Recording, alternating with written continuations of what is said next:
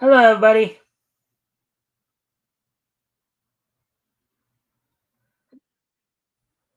All right. Welcome to the Mikestand. Today, of course, is Sunday, November the 9th, 2025. So, hope everybody's had a good weekend here.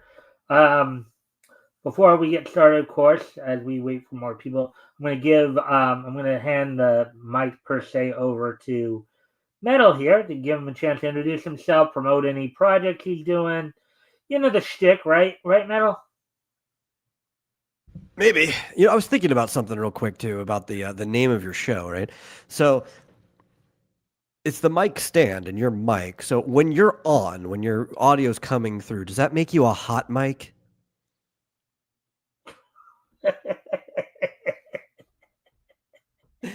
Anyhow, that's my sense of humor. I'm the Metal. I host a channel called the I'll Vomitorium be right. Live. I'll be right back. I'm just gonna step away for a Yeah. moment. I host a channel called the Vomitorium Live, where we stream these days, more days than not, each week. But you can catch our main shows on Mondays and Thursdays at about 9 p.m. Central, where we talk about shows and movies and stuff like that on Monday. And we talk about video games and stuff like that on Thursday. Have a good time. I also create a fictional world similar to some of the stuff that we end up reading on these shows, called X Dynamis Chaos, with my own website that you could go check out. I've got a lot of stuff you could read. Generally spend hours on the site for your own perusal. But yeah, that's what I do.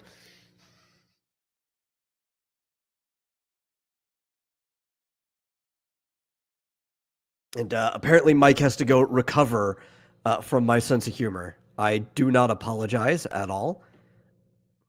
I am who I am.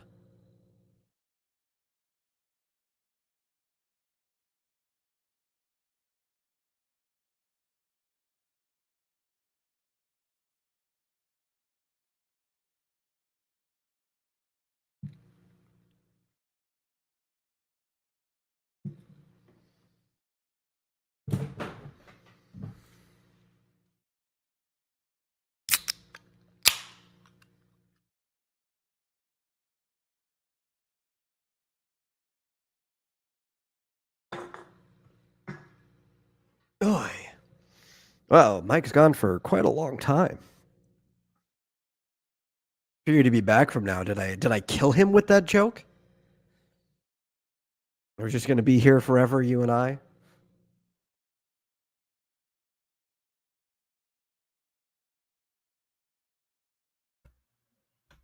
Sorry about that. I just had to step away, as I said, step away for a moment.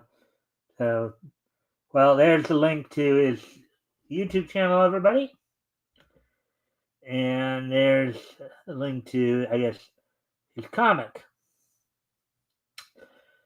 All right. So, what were you just saying just before I came back there? Because Oh, I was wondering if I killed you with my joke. I no, do I not had I had to step apologize. I had to step away from the if camera for a moment. Yeah. I do not apologize for my sense of humor. No, that's okay. Well, I chuckle too because I guess it depends upon what you mean by hot mic, meaning an open mic where where anything is said. I mean, I have been known to, you know, people oftentimes will get a little gape jawed at some of the stuff that comes out of my mouth at times.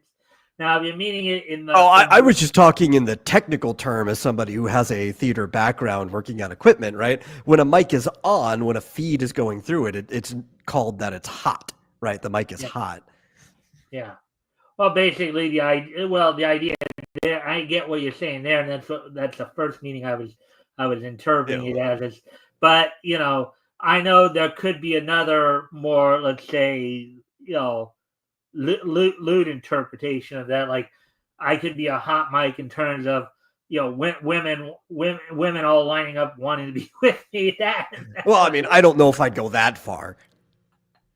Yeah, but yeah, I mean, I'm not that type of hot mic, but um Yeah. So, yeah, I mean, but sometimes when you're caught in a hot mic, a lot of times use it because people are a little stunned at what comes out of your mouth.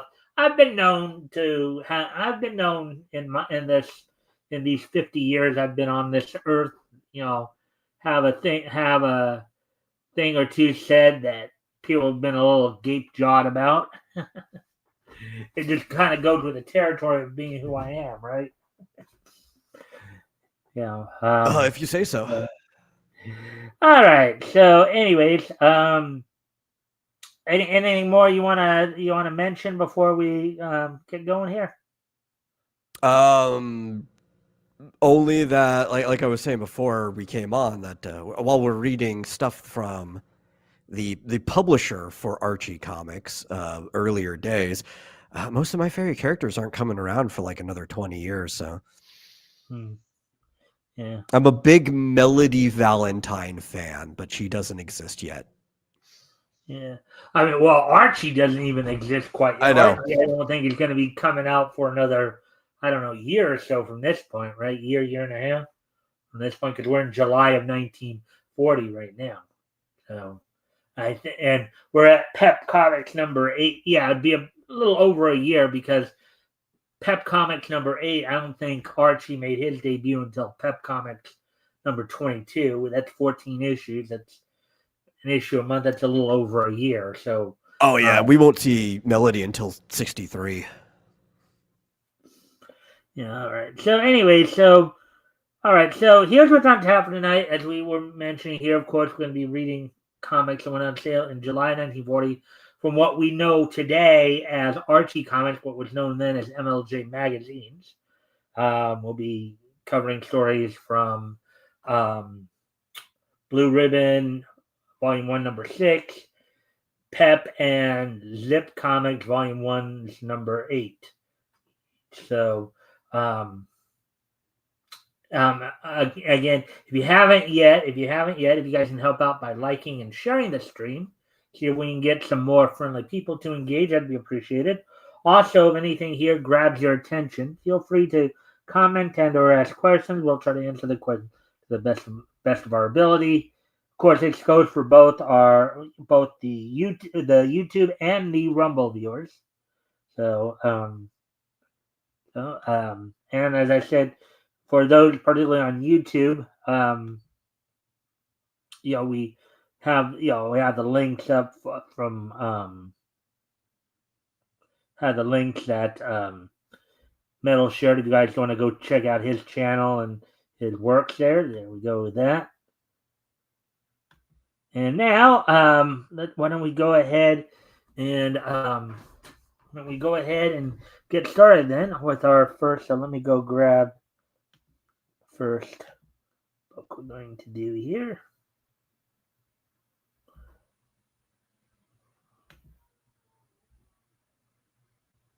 So the first story we're going to get into.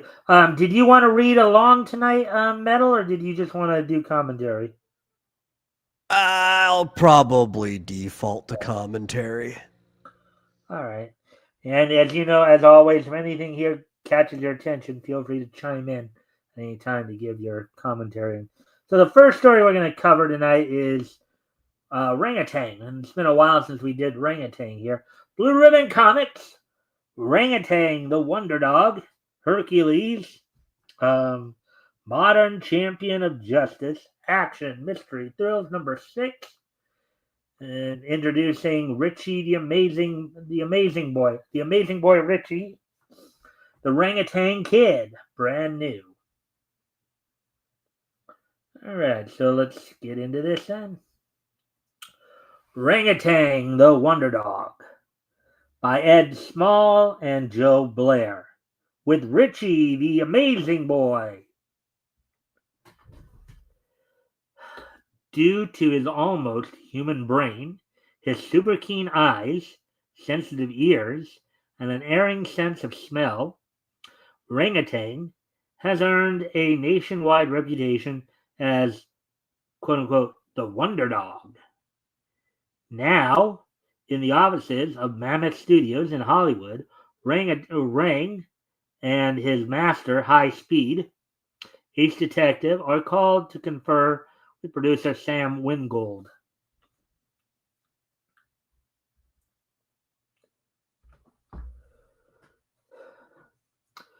This is Harley Chaplet, Mr. Speed. I'd never know you without your trick mustache and cane. A pleasure to meet you, sir. Hmm. I understand you're making a picture poking fun at the dictators, Harley. Hmm. He is. He ain't killed first. Look at these threats from the Budonians.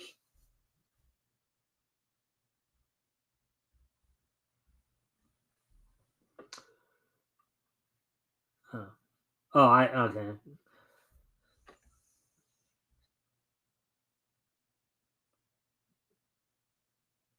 Oh, okay.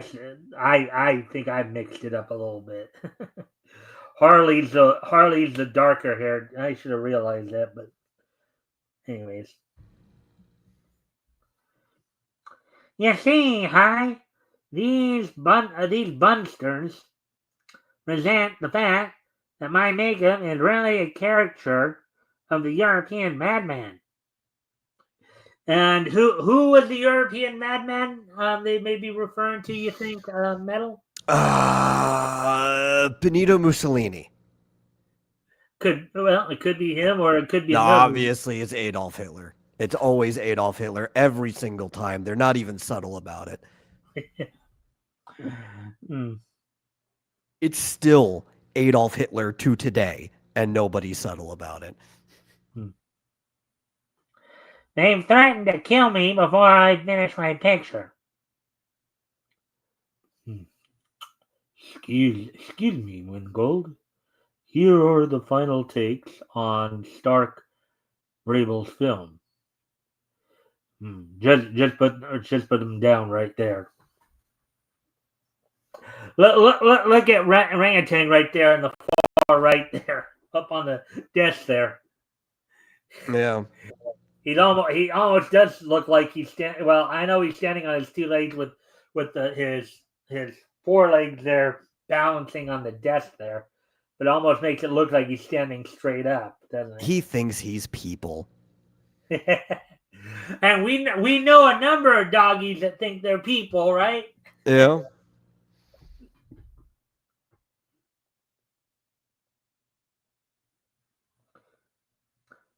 Seems to be interested in films, seems to be interested in films, doesn't he? Maybe he thinks his lunch pale, huh? Ha. The Wonder Dog suddenly snatches a film can. Hey! And leaps through a window.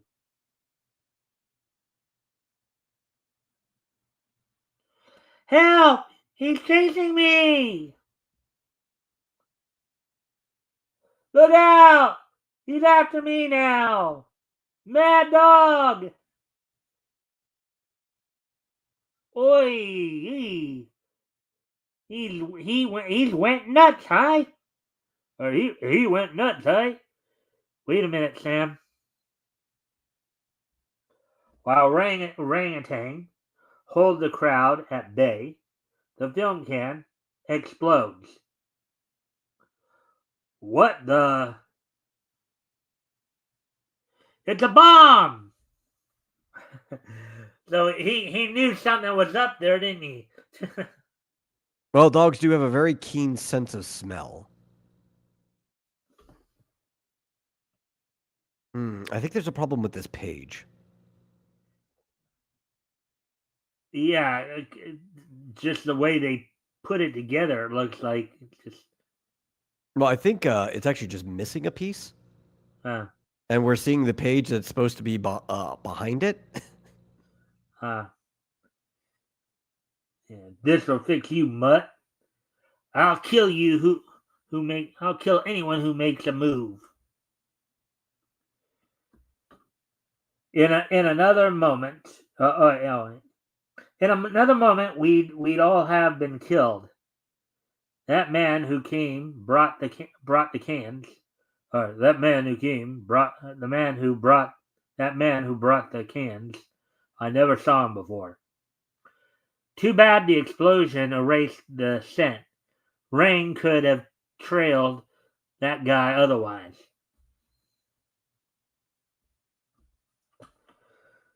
Meanwhile, in a hideaway not far from Mammoth Studios, hail! Hail, what luck! The Bunster reports to his Fuhrer, Blitzkrieg. Blitzkrieg! We know what Blitzkrieg is, don't we? Oh, yes, it's a lightning raid. Yeah. Yeah, same as kamikaze or something like that, right? Well, kamikaze is like God of the wind or God from the wind. Oh, right? yeah. That's what it literally means, but it's Right. soaring from the sky, something that will cease to exist shortly after it's done soaring from the sky. Yeah. What? Stupid dog. Spoiled our plot. Wasn't my fault, Theater. Never mind. These uniforms are like the ones in the picture. We shall go on location with the actors. This time we must not fail.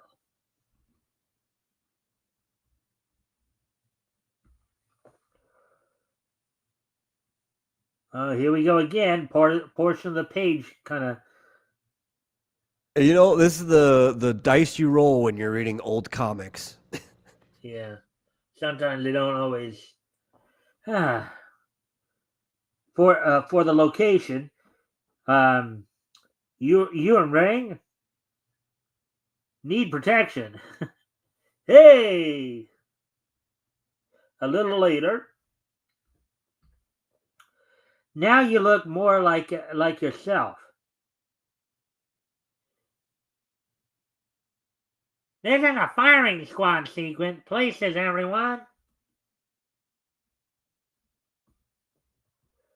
Sure looks real, doesn't it, Rain? Ready! Aim! Rangatang makes a sudden leap for an actor. Just as his rifle goes off, fire! This will fix you much. Oh, here's the page we were just. Yeah, like I said, it was just bleeding through to the other page because it was missing the top. Yeah. I'll kill anyone who makes a move. No one harms Rang and gets away.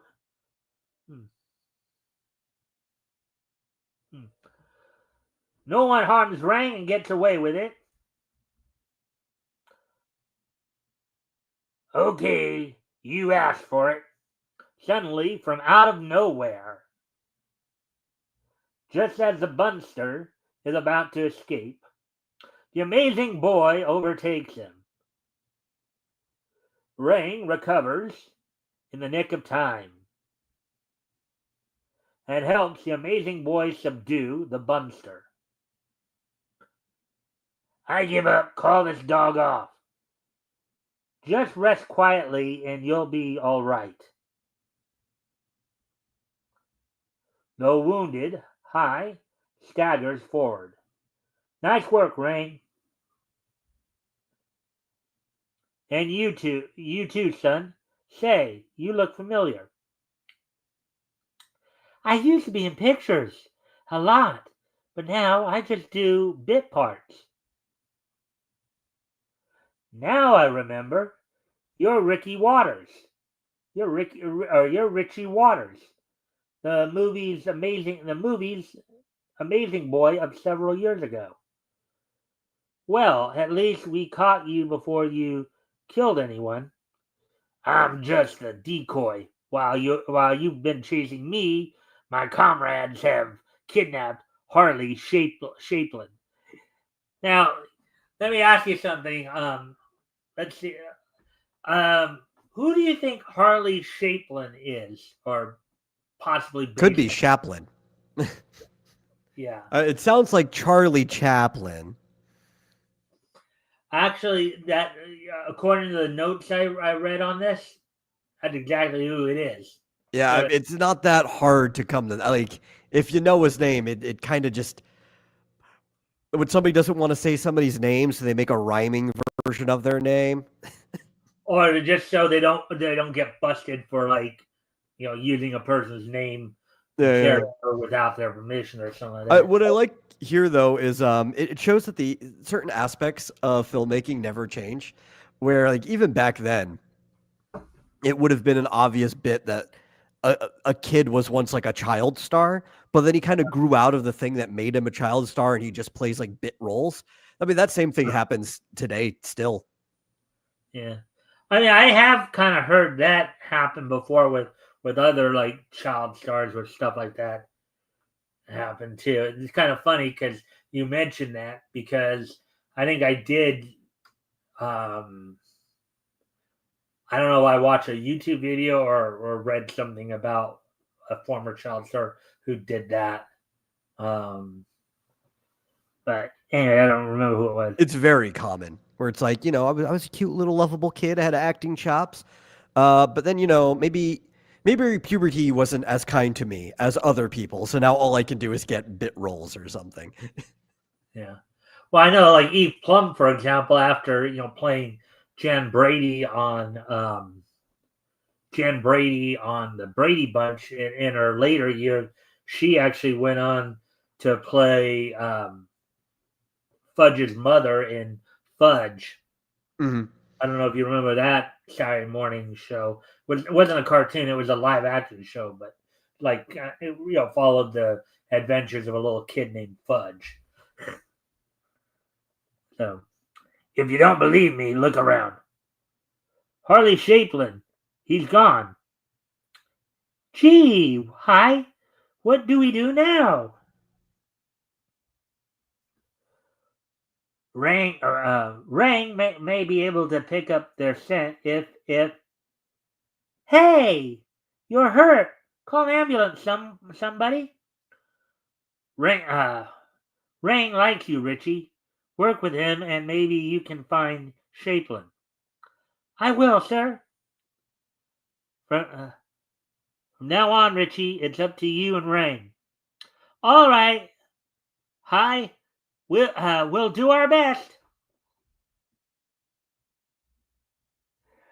I don't know. Could there well, okay. I don't know if you've ever, because I know that as I said, it's been a while since I've read orangutan feature. I've been focusing on the other features.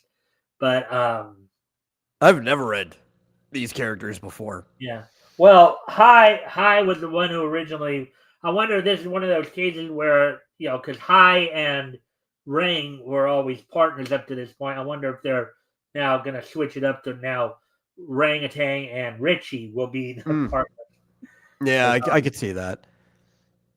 Sometimes it happens where like you have another character, and as you progress the story, it's like, man, this character is just far more popular with the readers than the other one. We should probably focus more on them.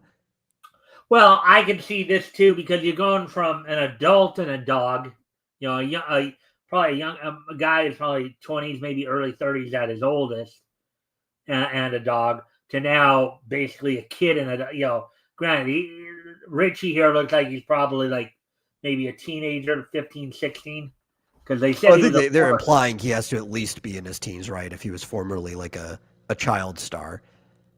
Yeah, but they're still calling him a boy in many cases. So he's not like a child, but he's not quite an adult yet either. He's probably teens.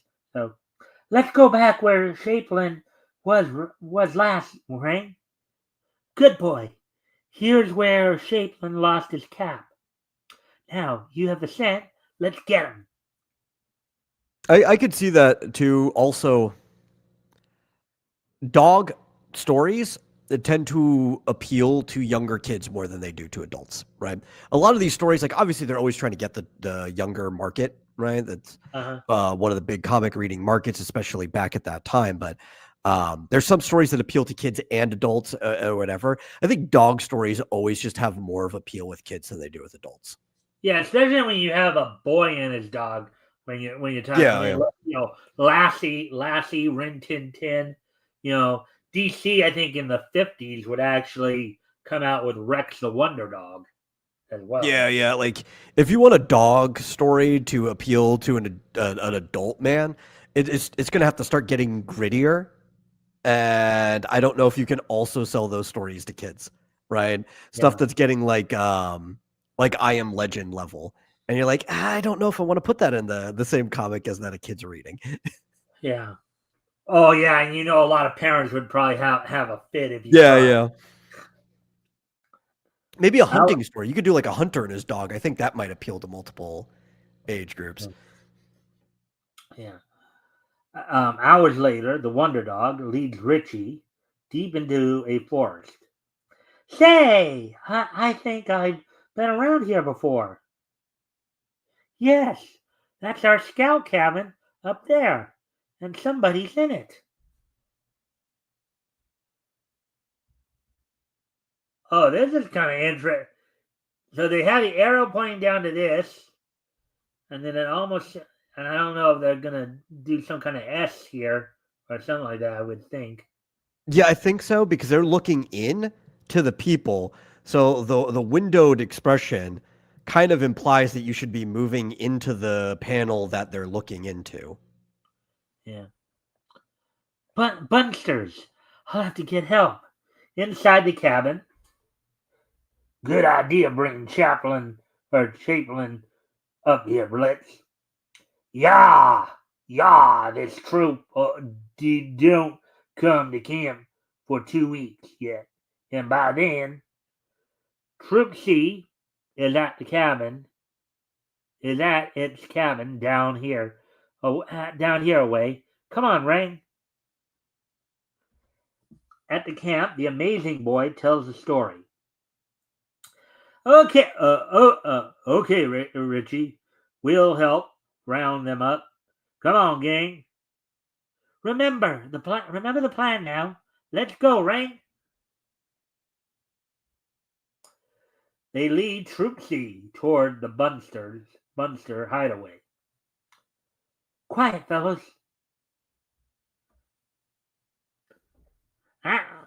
Let's see. I'll never sign a paper saying I won't finish my picture. Oh yeah, we'll make you change your mind. Hey, what's that noise outside? You two go take a look. Oh, now that guy really does look like Hitler right there. What do you think? What do you think, Metal? Well, I think the kidnapped actor that is supposed to be Charlie Chaplin looks even more like Hitler, but I think it's because he's supposed to look like Charlie Chaplin when Chaplin was playing Hitler. But the other dude does look very much like a typical German Nazi.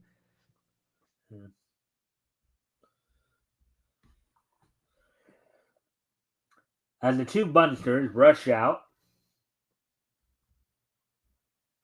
Richie sets his plan into action. Yeah, it's a kid. Look out! And look, Richie's swinging from the tree there.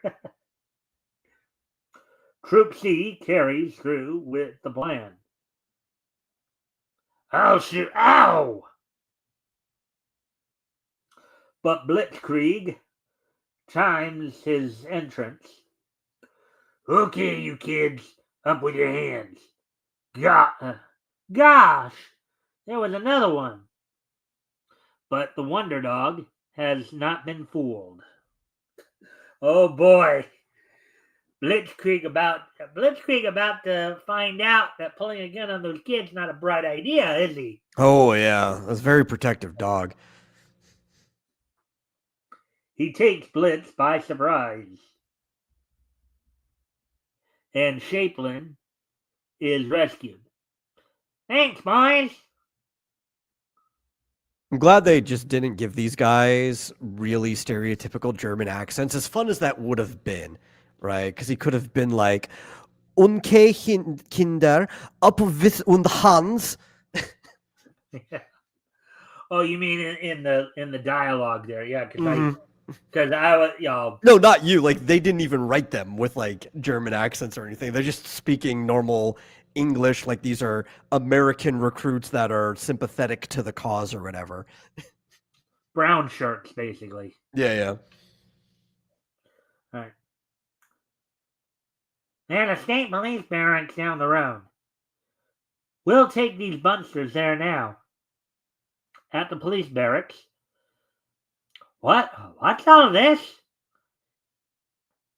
I'm Harley Chaplin.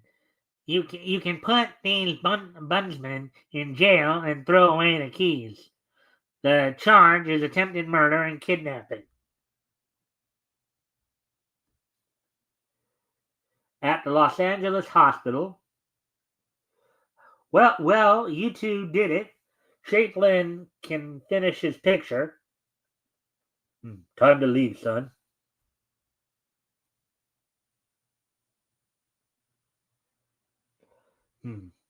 Mr. Speed is very ill. He may not pull through.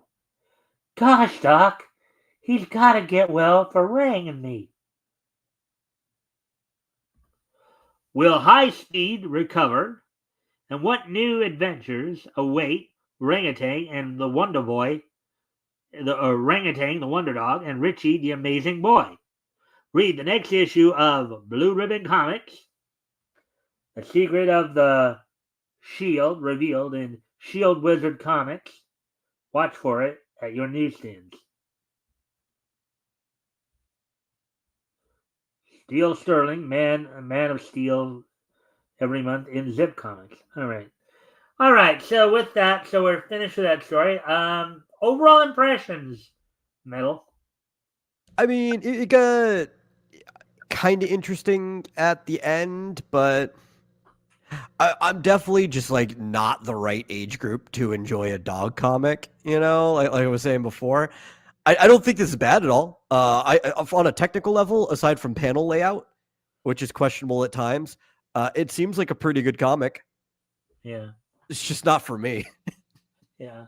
I mean, obviously I like the whole dog, I like to mix it up, Sometimes I do all like superhero and other times I do like to mix in these more. Well, it's still good to look at stuff like this.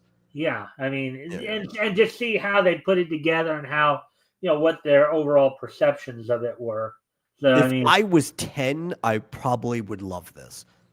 yeah, and you'll probably and I'm sure probably a lot of like as you said, a lot of 10-year-olds, lot of maybe probably 8 to 13-year-olds would probably love this.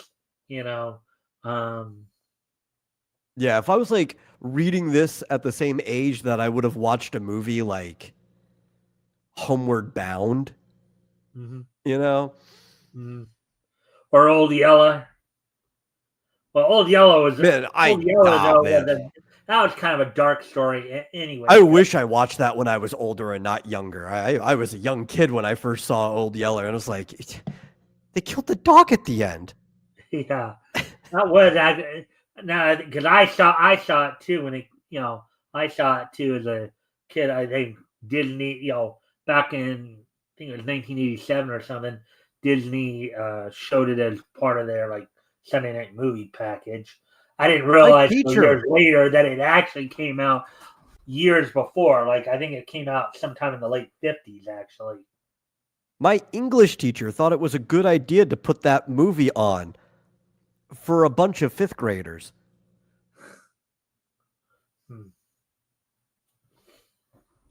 That was the first time most of us had seen that movie. The teacher knew full well the dog was dying at the end.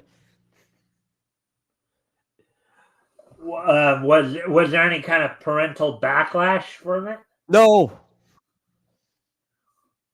I don't think most parents even found out. If I told my dad, he'd be like, good, you should have seen that earlier. I don't know why I didn't show it to you. Well, I mean, I guess their reasoning would have been, yeah, you learn that life is finite. Granted, maybe it's not, you know, um, but granted, it's a I mean, bit darker, but it's it not is as good graphic exposure. as other movies. It is good exposure, but I do think that's something that you should leave to your parents to expose you to. It shouldn't be something your school teacher should do to a whole group of kids without their parents knowing. Hmm. Something you watch as a kid with the safety of your parents nearby, and you're like, they could talk to you about it afterwards. Good point. All right, so now we'll get ready to move on to, of course, the next. So we're gonna go track down Pep Comics here. Since I get that back up, we'll read a couple of comment and um and Sergeant Boyle from that one. Pep Comics number 8.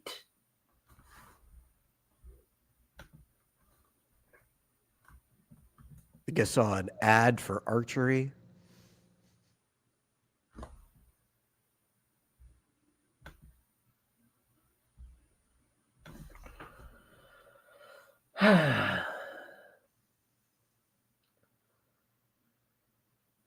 Again, it's Blue Ribbon, Pep, Zip. Kind of like how some of these comics are named back then, right? Yeah.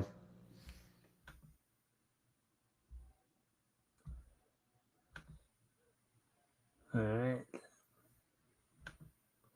And again, friendly reminder to everybody, of course, if you haven't already, you guys can help out by liking and sharing the stream. See if we can get some more friendly people to engage. That'd be appreciated. Also, if anything here grabs your attention, feel free to comment and or ask questions, and we'll try to answer the questions to the best of our ability.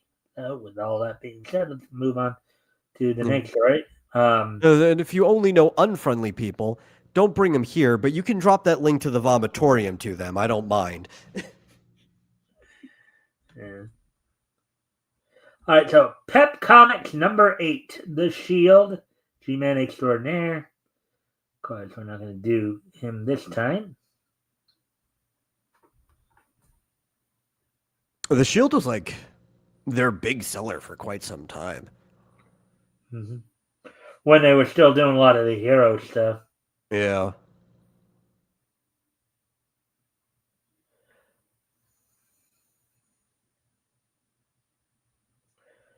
Yeah, remember when we were like reading the Monsconian Menace? Yeah, yeah. That big multi. So here we go. The Comet. John Dickering, a young scientist, has discovered. Sorry, just his last name, Dickering. Hey, yeah. Hey, I'm just reading it, dude. A young scientist has discovered a gas which, when injected into the bloodstream, allows him to make great flights through the air. The gas also causes his eyes to give off a disintegrating ray, and only glass will stop. Um, due to um, due to crimes he committed while under the spell of an evil hypnotist, the Comet is wanted by the police, but aided by Thelma Gordon, a young newspaper woman, and the only person who knows his true identity. The Comet conducts a one-man war against crime and oppression.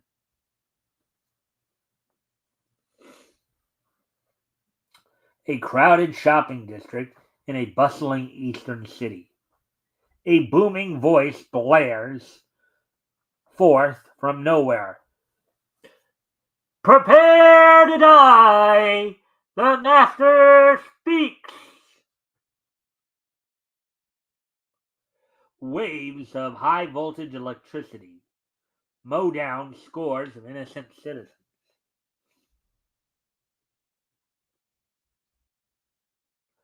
The governor meets with his board. Gentlemen, the reason for the mass murder is clear. I have this note from the fiend who did it. He demands $1 million, and he'll repeat this horrible crime. The state legislature meets in emergency session. I propose we meet the demands of the madman and spare the lives of the citizens of this fair state. You should never meet the demands of a madman. You don't know if he'll stick to his words. He's a madman. Yeah. Well, yeah, I've always heard never capitulate to terrorism. Because again, if you allow it to happen then they'll just keep doing it. Yeah. I mean, you can make firm deals with people, right? Things where like you're getting something out of it too, and they know that you're not a pushover, but you can't deal with the insane. They don't think like you do. Suddenly, the comet flashes into view. You can't give in to the whims of a murderer. You've got to fight him. Give me 24 hours and the comet! Shoot to kill! Still trying to kill me, huh? Well, here's where I leave. Aren't there people behind him on the second story? Right? Like he looks like he's standing in the stands there. What if your bullets miss? Like what if a stray bullet picks off somebody from the legislator? Yeah, kind of a little dopey thing to do, huh? Yeah. So you're not going to believe this, since we're done with that page. I had to look this up because you know what to dicker means, right? Like dickering is an actual thing you can do. It's a type of argument. It's almost like bickering, but it's usually arguing over like the value of something or price, kind of like haggling or whatever. It's like two people who just like will not bend. I thought it had another meaning, but Yeah. But it is actually a surname, apparently. I had to look it up. There are 184 census records for the surname Dickering because I didn't believe it was an actual surname. And that is barely an actual surname, too. It probably came from some other name like Duckering, which is an actual place in Yorkshire. And at some point, it just changed. That type of drift happens over time. It only exists in a single place in the United States from Ohio. And when something only gets found in a place that was only settled like a couple hundred years ago or so, usually that's some type of drift from some other name. But by the time this comic was made, Dickering was an actual surname that some people had. Well, another surname that is similar to Dickering is Dickerson. There have been a few. Oh yeah, of course. Yeah, out there. So I don't think it's that far fetched. No, I think Dickinson is more common than that. Yeah, but I've also heard Dickerson too before. But like Dickering with like the I in. Dickerson is probably the more common version of it. But yeah, but having like an ing, there's not a lot of last names that have that ing sound to them, which is what immediately caught me off guard. And I had to go digging to it. And there are some people that just literally have the last name Dickering. That must be something because I mean I'm sure people would be loving to play with their names, and some of what that play would come out of. Yeah, you have a bunch of the kids running around, and somebody's just like, "Cease all this Dickering."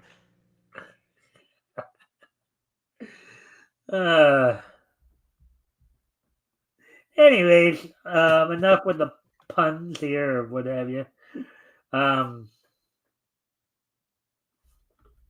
All right, so now let's see. I've got to talk to Thelma. If we can get her newspaper to take a firm stand, we've got a chance. Later, in Thelma Gordon's apartment,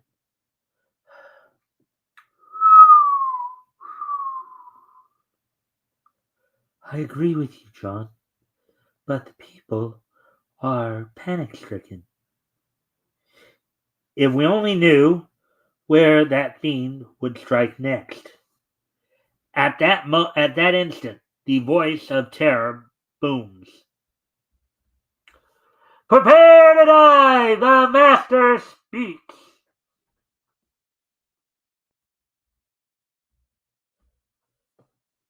So they're playing right in our own backyard.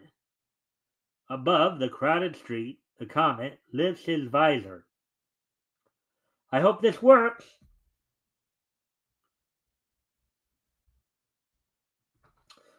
The disintegrating ray from the comet's eyes destroys the electrical waves. Ha! That's what I hoped would happen. Daily Daily Daily Blast exclusive by Thelma Gordon. Comet thwarts Fiend's death ray. I just like the that's what I hoped would happen. I don't know what's gonna happen, but like I'm just gonna flip this visor open, shoot these disintegrating rays out, and hope for the best. Meanwhile, in a room not far away, the comet must be destroyed. The master command it. I, the master, command it. But how, boss? Nobody knows who he is. Every time the comet pulls one of his stunts, this Thelma Gordon has the exclusive story. It can't be coincidence. She must know him. Get that girl. Here we go. Have you considered maybe she's just like really good at her job? As Thelma Gordon leaves her office,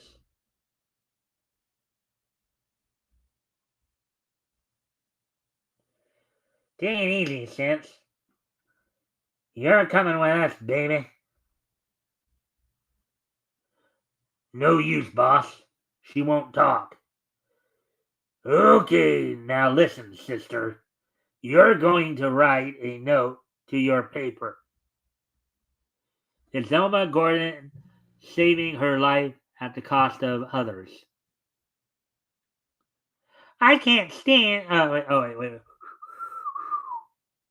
I can't stand any more. I'll write it. You're going to say that the first time the comet interferes with us, you die.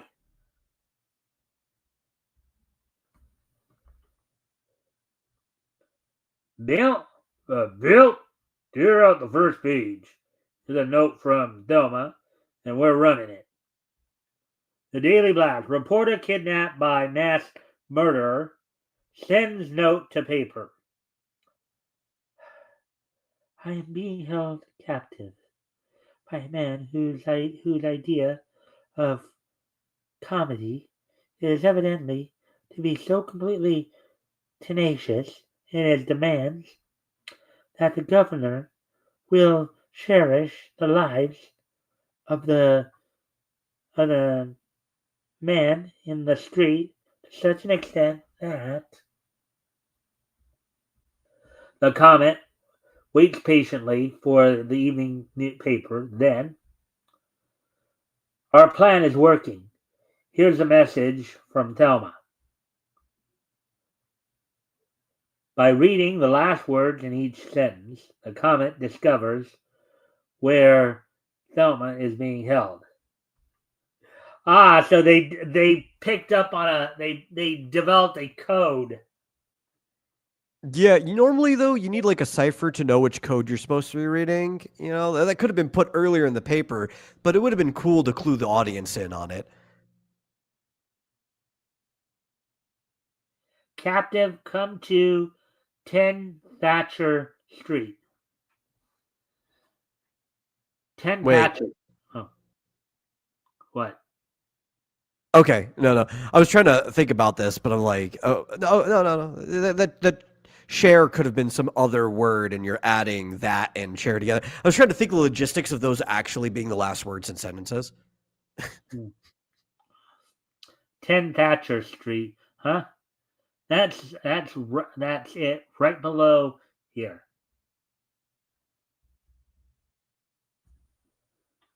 Okay, boys, take the machine to Broad and Wall and let 'em have it. We'll get that money or else. Am I in time for tea, fellows? Come it. Your terrorism is all over. Here's where don't lift that visor. The mastermind slyly presses a button. A net of spun glass drops from the ceiling. Oh, is it because like the glass would refract the disintegration ray in all kinds of directions? Well, again, we've talked about this before. Sometimes these authors didn't know much about science. Yeah. The comet's disintegrating ray will not pierce the spun glass net. But it's a net. There's gaps in between the glass. Yeah.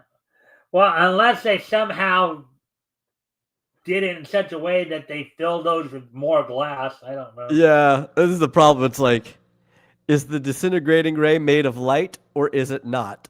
If it's made of light, well, clearly light is already making it through the net because we can see the comic through it.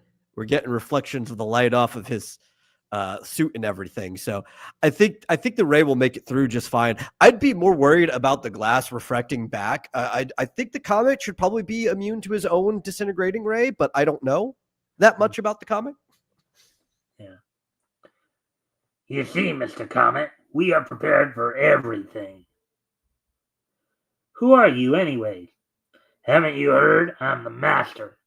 While the comet stalls for time. Oh, look, she looks like Thelma is doing something there. Nice work, Thelma. Hey, look out! Thelma throws the switch. The ray from the machine meeting the comet's ray completely dissolves the glass net. Boom! You didn't give those innocent people a chance. I'm not going to give you a chance either. A few minutes later, that's the end of 10 Thatcher Street and the Death Machine.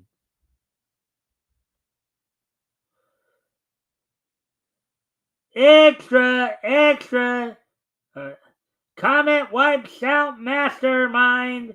Extra, mad scientist Death Machine destroyed.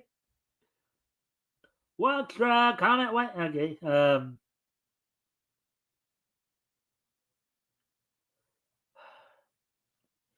You should feel proud of yourself, John. Why, if a cop recognized me, I'd be shot down this minute. That's the kind of a life I'm destined to live.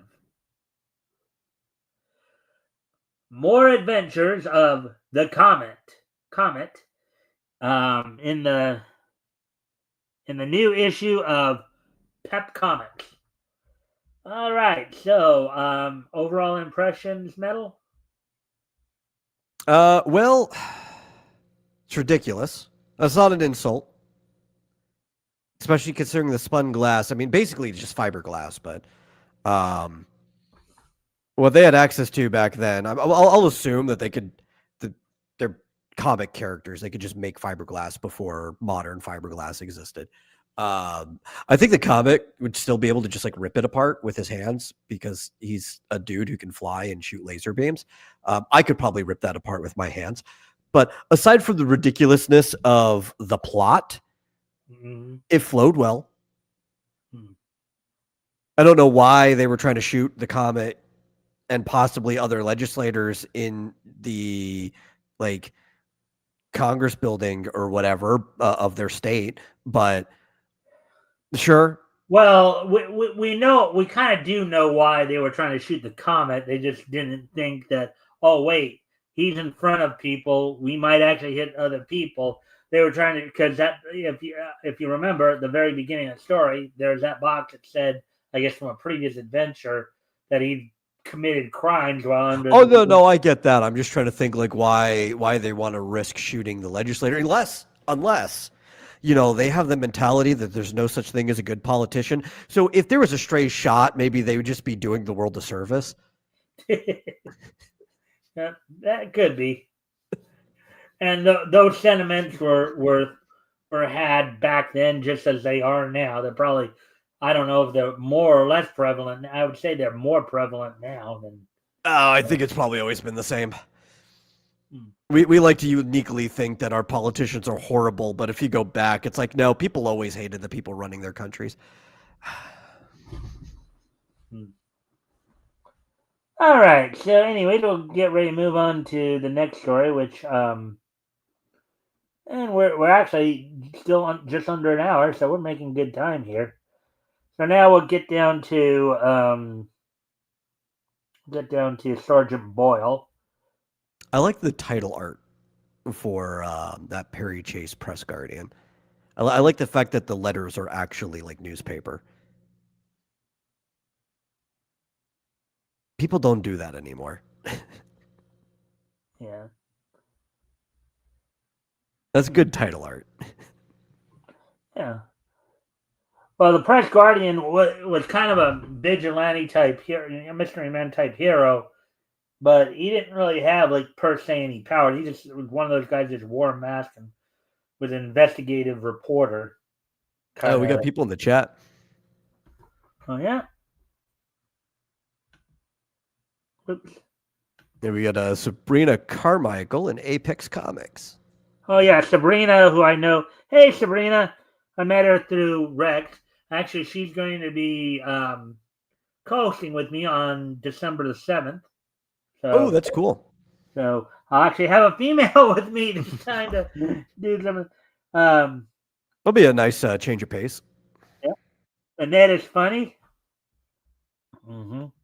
Let's see. And Apex, of course. Hail the metal. Hail Mike Walters. Hey, Apex. Press Guardian was a stud. Hi, Sabrina. I'll have to just take Apex's word on that. Unless it means like, a stud in the wall. Hello.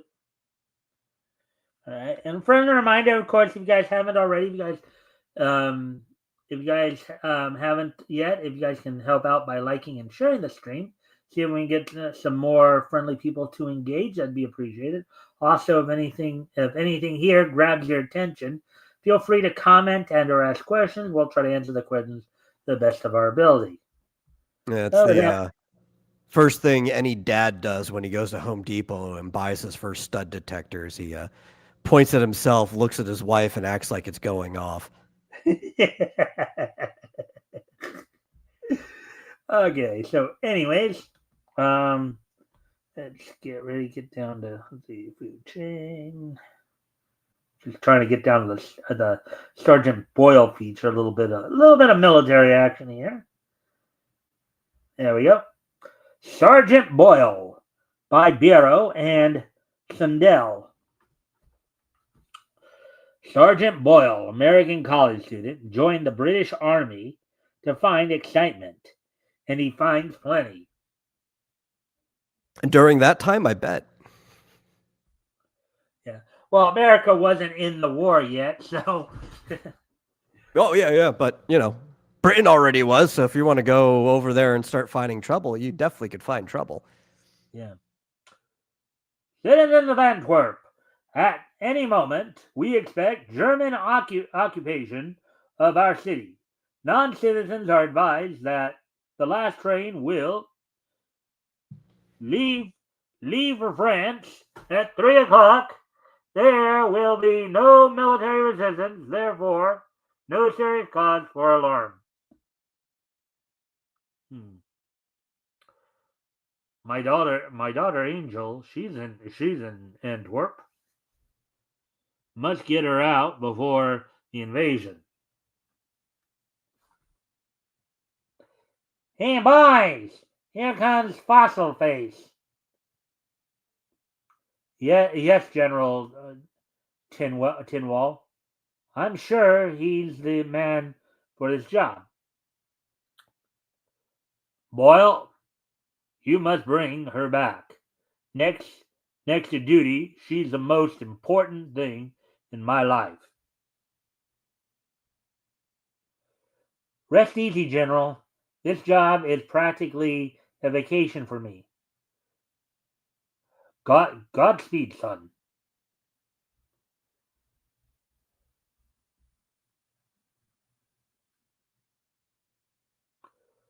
Hmm.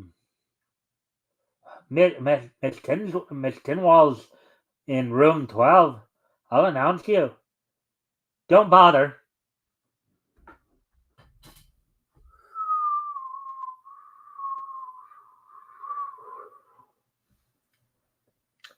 So, my father's central. Well, isn't that sweet of him? I'm staying right here. But Angel, don't Angel me. I'm old enough to live my own life. Now you go on back to France like a good little boy. Not without you, even if I have to carry you. Um, I'll give you just 3 seconds to, and I'll give you just 2 seconds to get out of here. Ring, ring. Oh, Abby and Maxie. I've never been happier to see anyone. There's a big boob here. Me and Maxie. Look at those two. Yeah, I'm assuming she's using the traditional definition of an idiot. Yeah. I want him thrown out, and I don't care how hard. Go get him. Oh boy.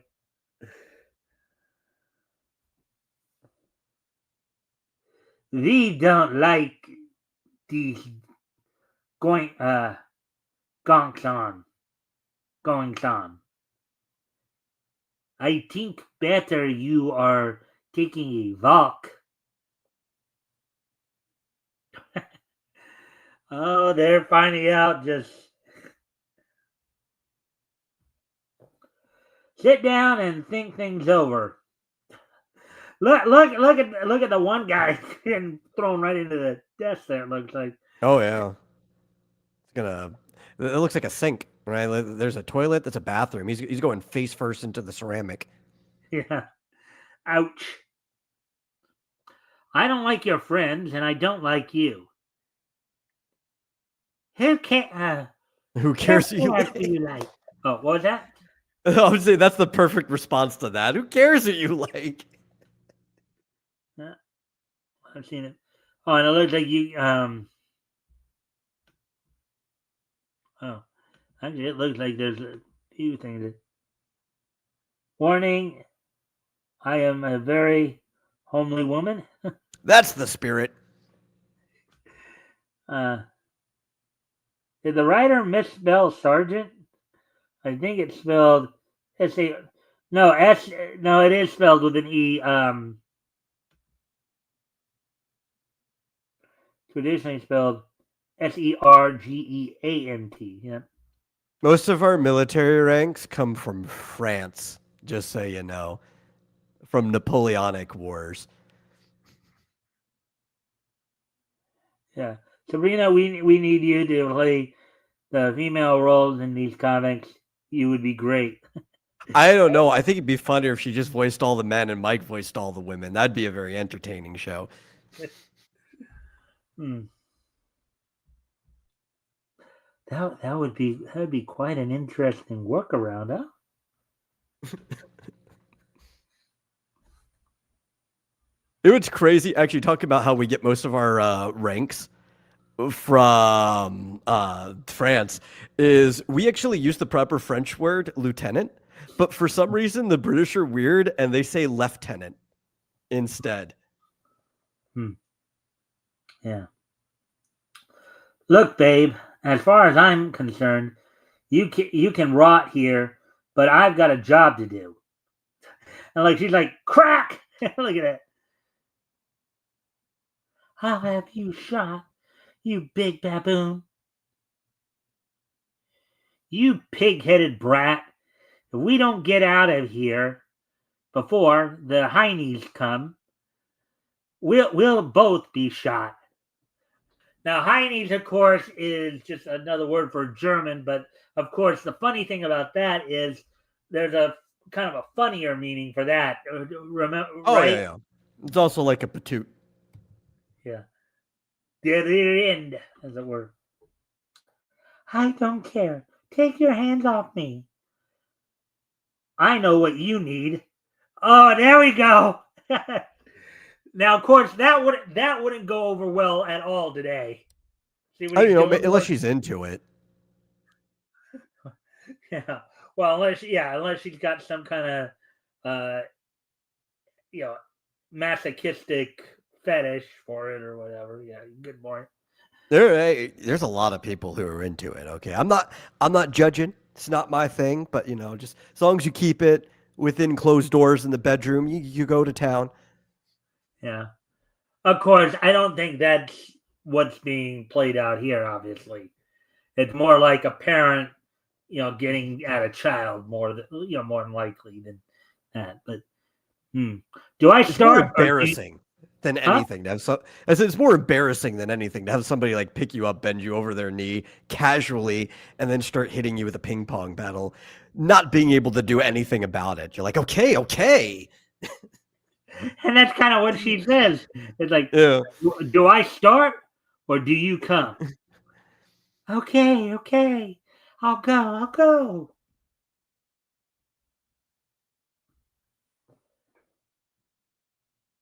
Start packing, Angel. Huh?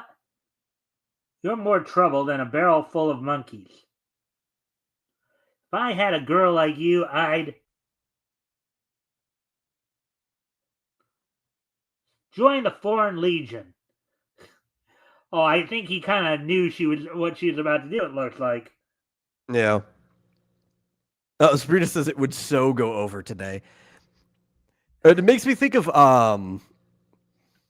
the show Archer. I've watched a lot of Archer.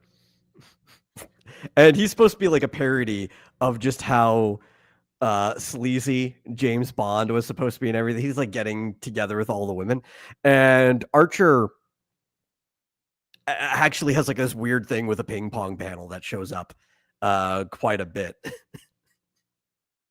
Yes. Oh, she's even saying spanking keeps a woman's butt firm. Okay, that's an interesting thing to say there, eh, Mick? It would so go over today. Today, we'd probably play more into the kinky nature of it than they did back then. Archer was great. Yeah. Well, what I'm of course talking about when I said it wouldn't go over, could we actually make fun at a lot of the left, as it were. Like we'd have a lot of woke people who'd be like crying, "You can't do that to a woman." Yeah, that's what I'm saying. Like, you'd have to be playing less into the abusive nature and more into the kinky nature. But if you played more into the kinky nature, I don't know if you've seen the stuff on TV in the modern day. I don't really watch a lot of modern stuff. It's probably for the best. Yeah. You know me. I'm more, I may keep an eye on some of the modern stuff, but I don't really get too into it because I'm more into the nostalgia stuff. You know that. Oh yeah. Woke people are vaginas, I guess. Ah. Well, I'll be. A poor sap. She knocked herself out of all the screwy dames I ever met. She must have fallen on her head when she was a baby. Oh boy. Uh,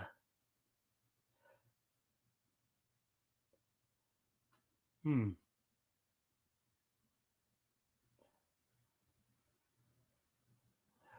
Oh, I do like that bit though, right? Because apparently he went to Britain to avoid joining the French Foreign Legion. That's how most people who didn't want to wait for the U.S. to get involved in the war, but they felt personally involved. mhm. Um, so they wanted to go in, they would just join the French Foreign Legion. That was an easy way to do it. Hmm. Also signing up with Canada. Canada was taking a lot of U.S. volunteers with them because they jumped in back in like 39. Okay. They were pretty early and involved to the war, like us. Yeah, But the Foreign Legion is how I was most people trying got to, I in. was, I'm just looking at this one pound. I'm trying to figure out how exactly she knocked herself out like that. But I think that pop must have it been, bounced so back off his head and hit her. it bounced off his head. I think so.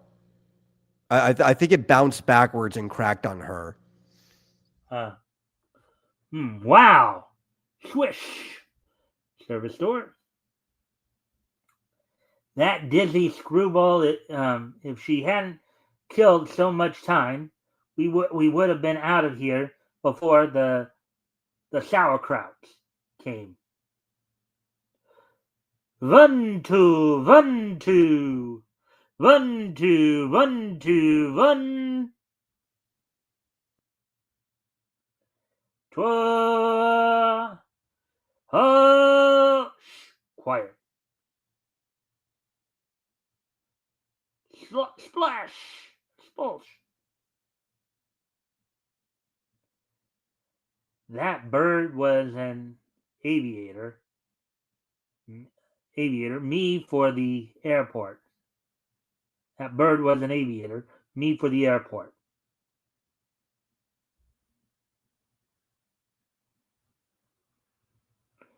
She had she had she had too good a time. She had too good a time. I'm taking her home. Can she get a friend for tonight? Where does she live? Near the airport. That's a load. That's a load for you to carry. So far, I'll get you a lift. Yeah, this one's got a honey of a blonde girlfriend. Good. Take the lieutenant to the airport. Wow, he got a promotion. This Sergeant Boyle. Yeah. Uh, Well, it's really easy to get an instant promotion when you steal somebody else's uniform. yeah. We'll meet you here at 9 tonight. Where are all your medals?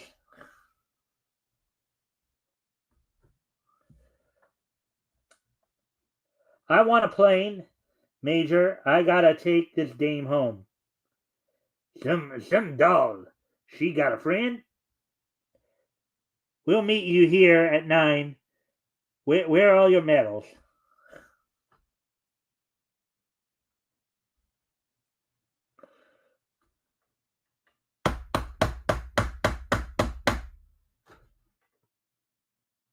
There'd the girl go.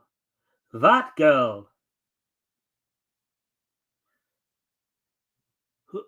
Who are y'all? I'm a lieutenant of the Air Force.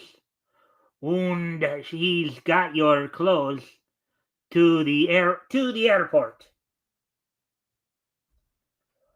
Oh, them. There they go. Some doll, eh? Don't cough. Warm up another fast plane. Were you about to say something, Mel? Oh no, not at all. No, I'm like I was saying in the other one before that I was kind of glad they didn't just give them like really blatant German accents. In this one, it fits a lot better for them to do it, so I appreciate that.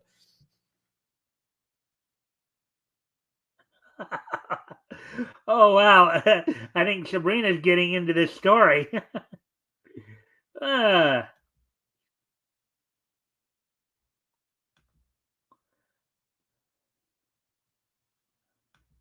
hmm.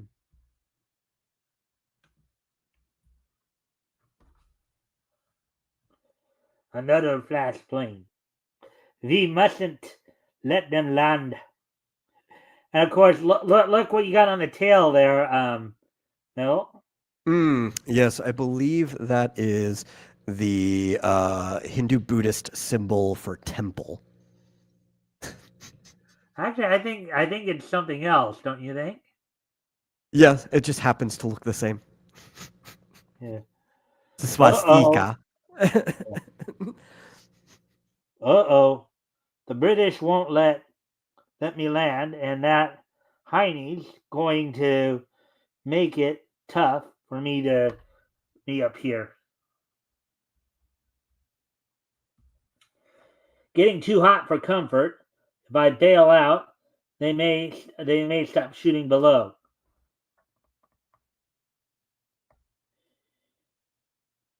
She mustn't land alive. Give it to them. Ja! Wow, those lousy snakes. So it's a fight they want.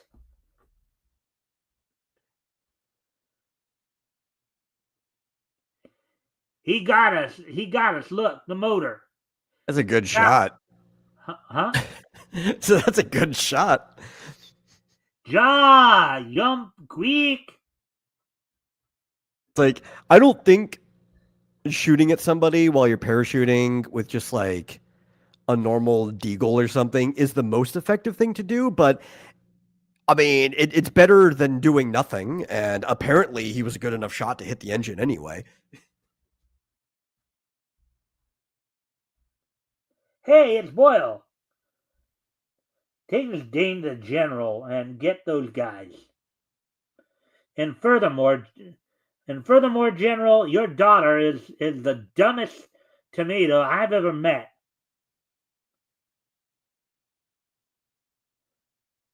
Um, wow.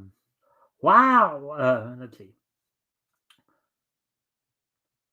Wow. Home from. Why? It's a harumph. Yeah, I know. I was trying to get the Scottish accent. You nincompoop. How dare you talk that way? My daughter caught the last train, you fool. You brought back the wrong girl. Well, I Oops. mean, if you don't need her, can I keep her? I did bring her back after all, you know. What's that? I said boiled rod in. I said boiled rod in Hatter Mary, the spy? Hatter Mary. That sounds a little familiar. Sounds a little bit like Matahari, maybe? Maybe. I don't know if that's what they're going with though. Hmm. Hmm. I knew I could depend on you, son. It's like I always say at GHQ, there's one man. How about the awful names he called me? Quiet, daughter. Our army can always depend on its Sergeant Boyle. Sergeant Boyle every month in Pep Comics. All right, so overall impressions. Metal. It was fun. You know, I like Kind I of that like nice this little twist guy's at the end there too, huh? yeah. This guy's little escapades of just like the ending really reinforces that this guy just wants some action. Like he wasn't gonna wait for US involvement or anything. He was just gonna he came over here for action, and he doesn't even care if he messes up, right? Like I was told to get a girl, I brought back a girl. You know, like I like this dude. I think the comic was fun. I like all the girl that the general wanted him to get. He still ended up getting one, getting a spy. Yeah, and he's got like he's got a very can-do attitude. All the changes were pretty fun. We went from infiltration to escape. The dogfight was pretty fun too. I think it was pretty good. Yeah. Let's see. Apex has some. Yeah, they don't make comics like these anymore. Which is why, of course, we go back and read them because, to remind us of how great comics were. Yeah, they don't. What was that? They don't, but we could. If we really wanted to, we could. The power's in our hands. Yeah. There were only 2 lovely ladies in the Sergeant Boyle story. See, Tony Curtis would have been a great Sergeant Boyle. All right, so done with that one. Let's see, where are we at now? 121. So I think let's see, I know that we're going to try to hit up 5 stories. I don't know if we'll get all 5 done. We'll go over to Zip Comics now. Try to do the Nevada, Jones, and Zambini stories. Yeah, we'll just zip on over. Zip on over.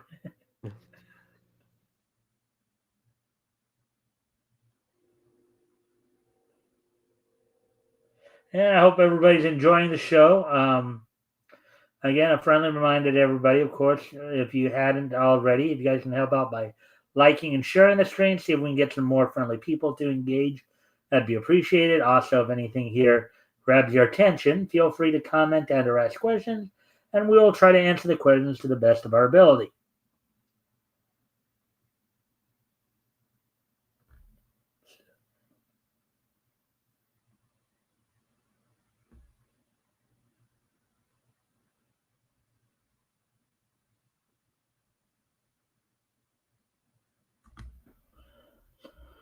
Now let's move on to Zip Comics.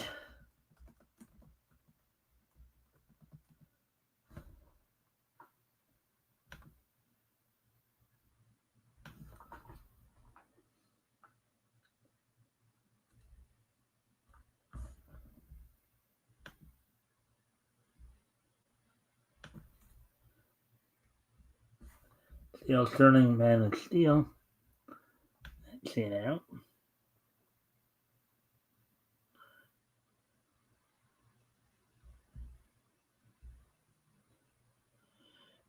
Metal is correct.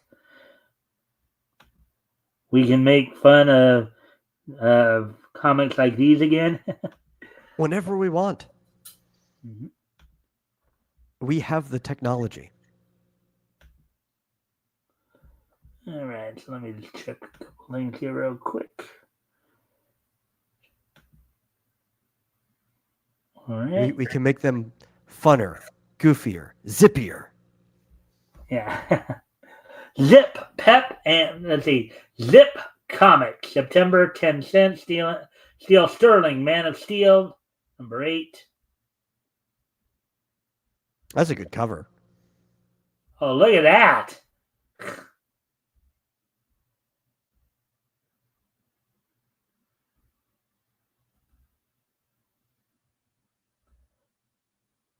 I head straight down to the Nevada Jones, kind of the Western story.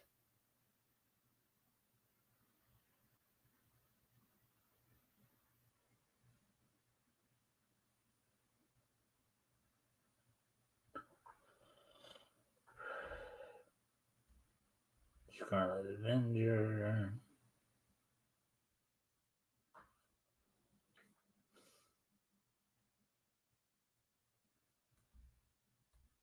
Nevada Jones, Quick Trigger Man. Yippee-yay! Blaze away! With the jaws of death, with the jaws of a death trap closing around him, it looks as if the career of Nevada Jones, the Quick Trigger Man, and roving agent of justice, is about to come to an abrupt end. Riding along a tortuous western trail, Nevada and Little Joe hear distant gunfire. Trail along, but keep out of the sight while I see what's up, Little Joe. See, boss. Hmm. What's that crowd doing around the stagecoach? It's him, man. Grab him when he gets here. Up with him, you polecat. It'll be a rope for ya.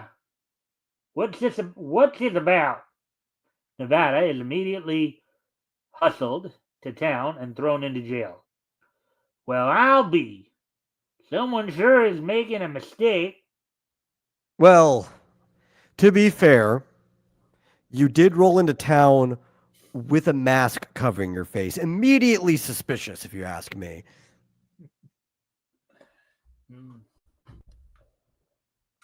Across from the jail, Nevada hears a man talking to a mob. We was riding along the canyon road when they even numbered these little flashbacks here. When up rides the masked hombre and lets loose with his six guns. He got the guard, so I pretended I was hit too. Then he shot old Joe Summers in cold blood. After that, he took the pay dirt we was carrying and beat it. Lynching too good for his kind. Let's hang the varmint. He was so sure he got all of us that he doubled back. That's when we grabbed him. I have to appreciate how just ridiculous this page is. This is not a criticism towards it, though, but the whole page is technically multiple panels, but it is a mixed cross speech balloon thought bubble that is also filled with a bunch of thought bubbles and a speech balloon. Like, it's not that it was a bad idea or anything. It's just I'm trying to get into the head of the guy who thought of that idea. It's like, I need a solution to this. This is the one I'm using. Do you think that maybe they may have made it a little overly complicated? Maybe. I think their idea was already complicated, and the artist is like, this is the simplest way for me to execute what you want me to do. Aside from then possibly just putting in different panels. But then some people are like really pedantic about things that are either flashbacks or thoughts need to be in like a bubble or some type of dreamy look anyway. So then if they made a bunch of different squared panels, then the guy would be like, okay, but you're going to have to like put a thought balloon ridge around each of the panels. It's like, listen, this will just be faster if I do it like this. All right, so continuing on then. Unless there was anything more you wanted to add to that. No, it's just I really appreciate that page, probably for all the wrong reasons. Just the fact you can pick it apart. Yeah. As somebody who's both a writer and an artist, it's like I could see both sides of this table right here. So that's it. The prettiest piece of framing I ever heard of. As the mob rushes towards the jail, Nevada talks to the sheriff. Aren't you gonna give me a gun to defend myself with? I can't do that, stranger. But I believe in a fair trial. But I believe in a fair trial. Come out of your cell and hide under the cot. Let's run the sheriff out of town. Really, you let him out, you rat? After the mob takes the sheriff away, Little Joe enters jail. Stick with the sheriff, Little Joe. I don't think they'll hurt him, but keep your eyes open. See you, boss. Meanwhile, the mob sets fire to the sheriff's house. Wow, these people are really something, aren't they? Yeah, well, kind of was like that back then, you know? There's a lot of small towns in between the major areas. Not a lot of enforcement aside from calling the military in. Some people could just get away with whatever they wanted as long as they had the manpower. Nevada watches from the nearby underbrush. 3 men stop near his hiding place. Well, Slade, the masked man escaped. Let's get over to the stage office and talk things over. And I say back then, there was stuff like this still happening up to the 50s. Like, I think we forget how quickly the what we now call the flyover states in Middle America actually caught up with everything else. There were still like crazy things happening after World War II. Let's see. I've got to get to that office before they do. Here they come. Hope this curtain will hide me.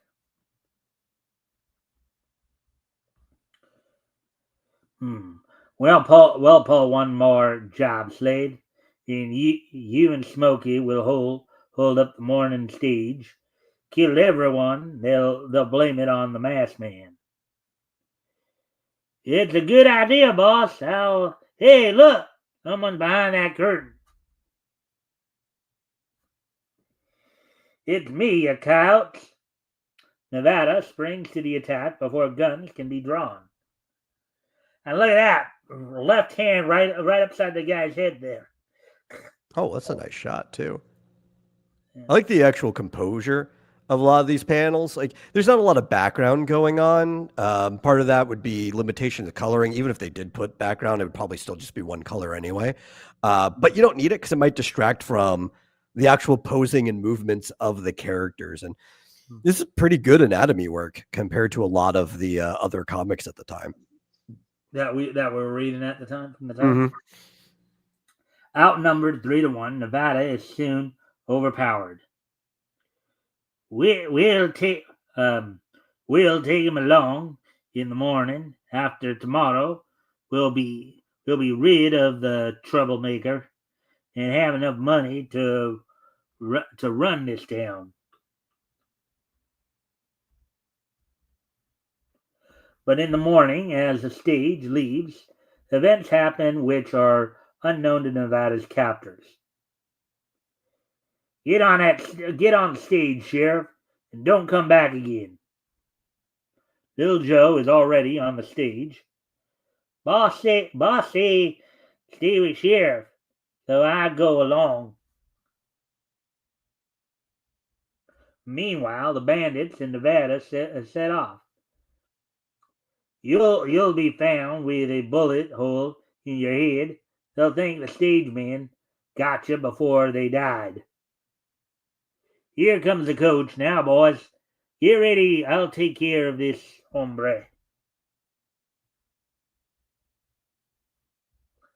As the men attack the stage, look, riders, they come fast.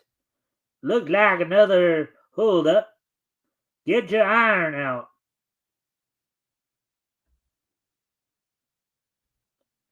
They won't be expecting us. We'll give them a little surprise. As the bandits approach, they are met by thunderous gunfire. During this time, Nevada works desperately on his bonds. His bonds come free soon as he comes to. We'll go down to that stagecoach together. There's your man, Sheriff, black eye and all. He was raiding his own stages. Wow, it's Steve Holden, owner of the Stage Line. That sounds like a classic case of insurance fraud. But did they have insurance back then? Yes. Technically, sure. Yeah, they had all kinds of different insurance, but if you were covered by a banking system or whatever and you lost your stuff and they were going to cover it, but you also didn't lose your stuff because you were the one that stole it, then yeah, that's just classic insurance fraud. Good work, little Joe. If it wasn't for you and the sheriff, things would have been mighty bad. Read more exciting adventures of Nevada Jones in the next issue of Zip Comics. All right, so overall impressions of this story, Mel? Yeah, so do you think like with little Joe, when they first met, he was like, "My name is Jose," and he was like, "I like you, little dude. I'm gonna call you Little Joe," and then he's like, "Okay, boss," and just Hey, kind the of rolled real with it. American John, who of course has a Rumble channel that I The discovered. real Alabama John. Yeah, the real Alabama John. Pretty cool guy. You know, you guys might want to go check him out. It's done on Rumble. Um, um, um, Thanks, John, for popping in there. Hope you're enjoying the show. And all right, so I know I probably already asked this, but I'm going to ask it again anyways. Overall impressions of this story, Metal. I don't know. I guess that means I have mixed feelings about it. Oh wait, that's right, because you were just talking about the whole thing with Little Joe and all that. Yeah, I know. It's like I don't believe he'd actually go by Joe. I feel like that's something that maybe Nevada started calling him that, and he just kind of stuck with it. He doesn't strike me as a Joe. You know what I mean? Yeah. Well, Strikes me as a Jose. he boss, yeah, Jose is probably probably Hispanic by birth, but yeah. Well, anyways, so let's see, it's 1:37. So I think we actually can get the last story I was gonna get it, which is Zambini. Zambini. You wanna ponder a guess here at what Zambini what Zambini is? Magician. Mm-hmm. That's Okay. right. He sounds like a magician or a fortune teller or something of those sorts. Right. I am the great Zambini.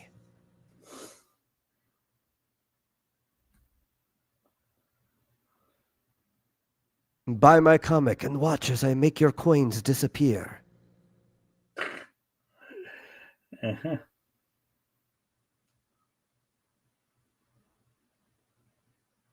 It's like Zambini, that's not a magic trick. That's just called exchange. We do it every day for everything. Mm-hmm.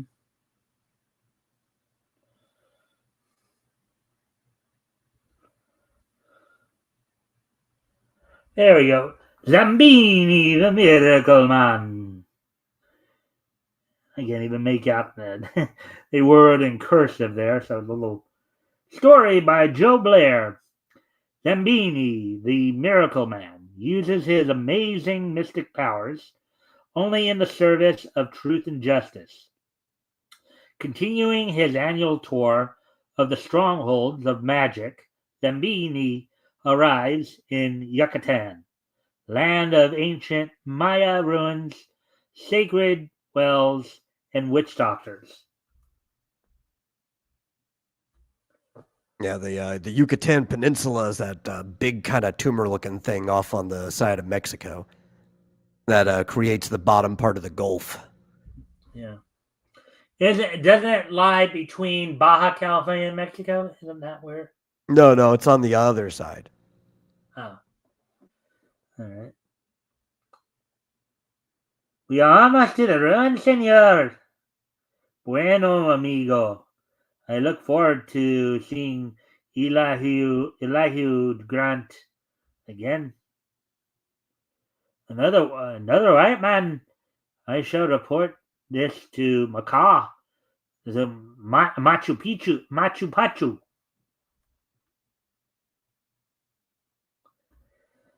Now I'm convinced it is the presence of these foreigners that is responsible for the drought. You have done well, Manuel. Tonight, at the full of the moon, we shall offer a sacrifice to Yum Chok, the mighty god of the rain. Well, it's a little superstitious. I don't know if the presence of your foreigners can actually cause a drought, but it can't hurt to try to get rid of them. Yeah. Welcome to Hichin, the capital of ancient Mayas. Hello, Zambini. Dr. Grant and Helen.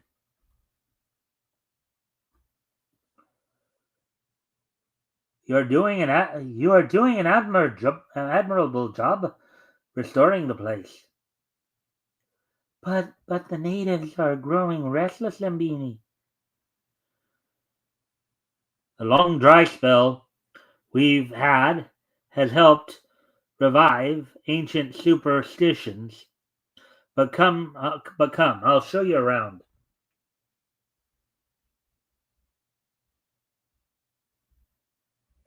Kind of what you were saying there too earlier. Metal. More or less. The temple of Kukul can. A temple of Kukul can. It is indeed a magnificent sight. And remember, it was built almost 2,000 years ago.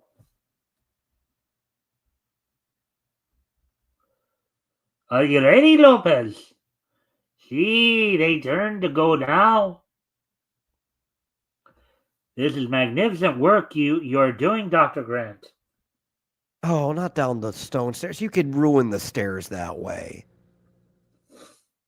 Oh, the old boulder down the stair bit? Yeah, look, there's a grassy hill right next to it that would probably still hit them. Like, do you know how old those stairs are and how long they've been there? Not the historic stairs. Well, if you want to go track down Joe Blair's grave and then zoom it, and it's not his fault. It's the characters. I just get this makes them worse people. Oh, look out! Rabbita, burn, tabo, yabor, sabo, cabe. Try saying that one 3 times fast. The huge boulder returns to its starting place. Lopez, what manner of magic is this? Madre mia! We are trapped! Aye! Help! I'm sorry. I'm breaking down. I was so frightened. Oh, I'm sorry. Let me try that again. I'm sorry. I'm breaking down. I was so frightened. Try to relax, darling. Let's get her to her jackal. Yes, doctor. She should rest. I'm going to need to go off camera here for a quick moment. I'll be right back. Okie dokie. I'm going to talk to the people while I'm gone. I'll be, as I said, right back.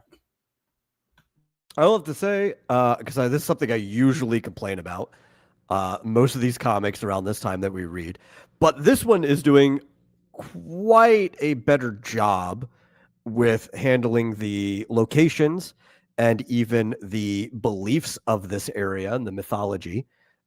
Like with Kukulkan, which is not a common spelling, but that is a Mayan rain god that actually, what would you say, existed, but was worshipped in that area, and there are temples for it. So I don't know, maybe if it's because Mexico's like really close, so it's easier to get information on it during that time. But whoever wrote this, what was this, Joe Blair, I think is what he said, or it was Joe something. But the guy who wrote this did a much better job when it came to accuracy than a bunch of the stuff we end up reading around this era. So that's a plus. I guess what you're saying, you'd make the argument that Joe Blair actually did his homework as compared to other writers and artists. Yeah, either he did his homework or some other facet of his life made him already know this information, maybe when he was in school, college, or whatever, who knows, but at least he kind of mostly knows what he's talking about, and that's what matters. All right. That boulder was definitely meant for us, Zambini. Of course, if it had been caused by nature, my magic amulet would have had no effect on it. I suggest you get some sleep. Good idea. But I only wish I knew what those witch doctors are cooking up right now. Meanwhile, near the cenote or sacred well of Chichen Itza, so long as the whites remain, your crops will wither and die. We must offer a sacrifice to Yumchak. The moon is high. The time is right. Get the white girl. It is useless to resist. You are to be the bride of Yumchak. We have brought the maiden, O mighty one. Yumchak shall be appeased.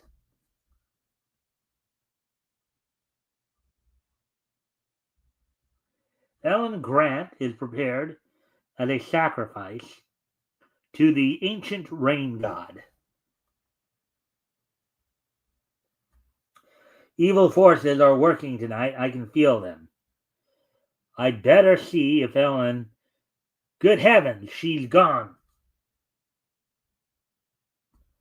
The supreme moment has arrived. Toss in the maiden.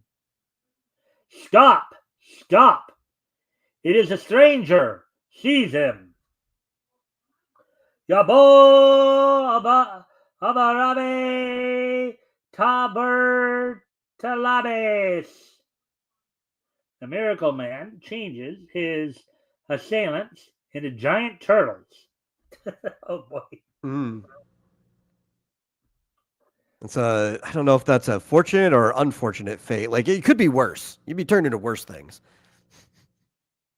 Like what? Maybe pieces of manure? You could have been turned into, I don't know, praying mantises during mating season and having your heads bitten off by your partner. You know, I don't know. Like, there's all kinds of things you could have been turned into. Yeah. Turtles are kind of fine. They're long-lived species most of the time. Babeka bom fabai tabing kabox. The Beanie's magic causes the followers of Machu Picchu to become fighting cocks. Yeah. I could kind of even almost see where he's coming up with the magic words, because if you look at what they became and what he's saying, it's like they just added a bunch of syllables in between the actual words. So you could see the words become fighting cocks in the word that he's saying. Okay. I guess I get what you're saying.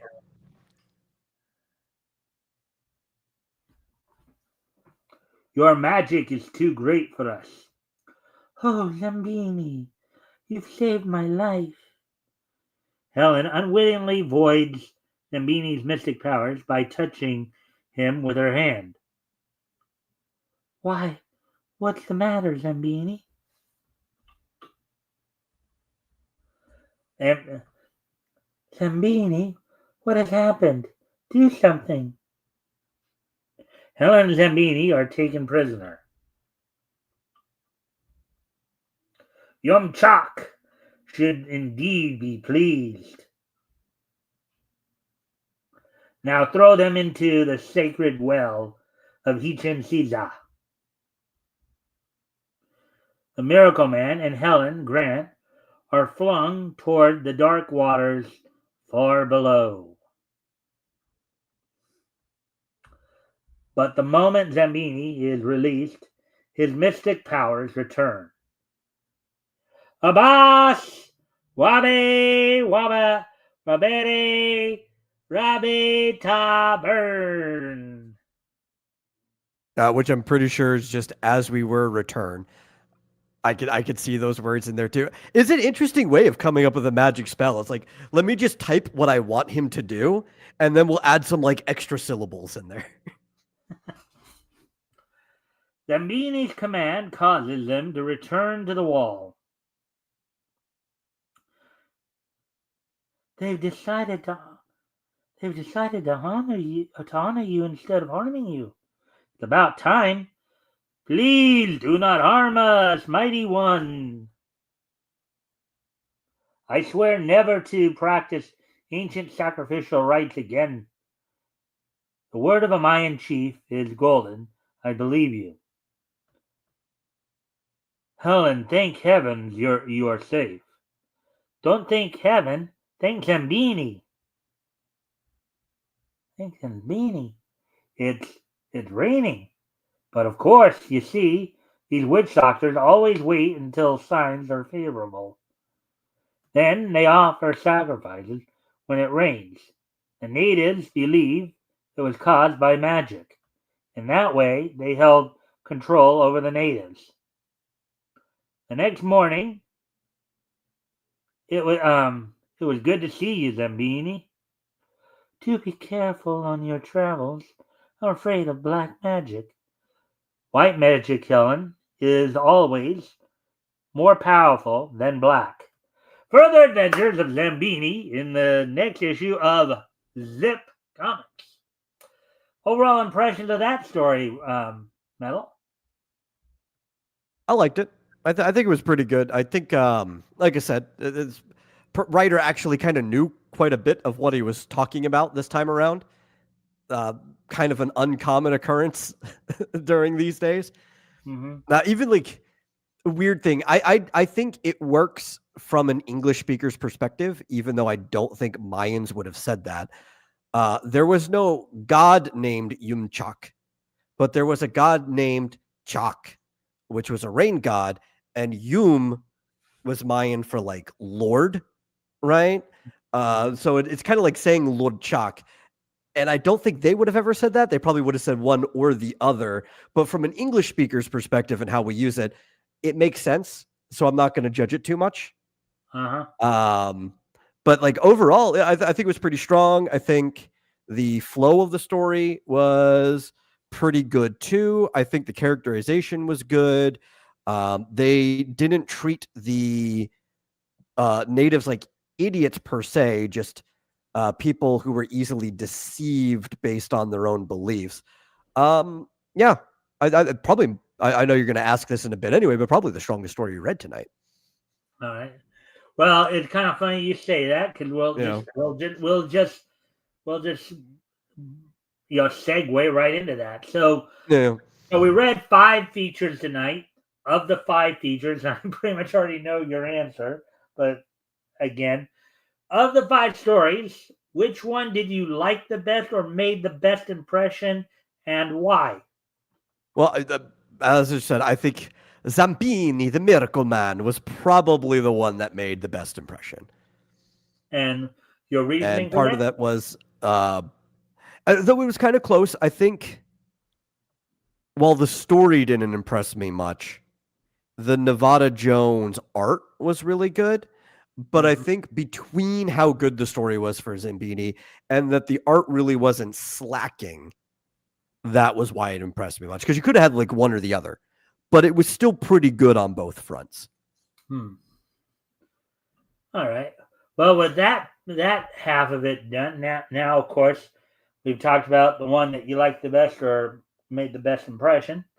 Which one did you like the least or made the least impression, and why? I think the one that had like the least impression on me was probably Orangutan, the dog comic, and I think partially that's just age, right? Like the dog comic really didn't do much for me, but I don't think any of the comics we read today were particularly weak necessarily. Yeah. I could have easily also said, despite the art, that Nevada Jones wasn't that strong of a story. But I think it was the dog comic. Yeah. Well, I mean, the whole dog comics can be pretty good. I mean, yeah, you're right. Usually, kids are probably more going to get more out of a dog comic than maybe adults are. But I think still, even adults can appreciate, a good I'm not saying you pointed can't, dog story. but we're also having to compare it to the other stuff we read, and by comparison, it just really wasn't doing much. Right. But it made, not that it was a bad story, it just made the least impression. Yeah. You said, like, I don't really think anything we read today was that weak of a comic. We've had weeks where there was like a blunder put into the mix. I don't think this was one of those weeks. Yeah. All right. So with all that being said, now of course we're going to move on to. We're going to start to wrap things up here. We're going to move on to. What today is. Sunday, November the 9th, 2025. So let's go ahead and take a look back at this date in Nietzsche history, or this weekend in Nietzsche history, rather. History! So let's see. 5, November 8th, 2010, and November 8th. All right, so first off, we're going to head back 90 years ago yesterday. As on yesterday's date, 90 years ago, back in 1935. So let's bring that up.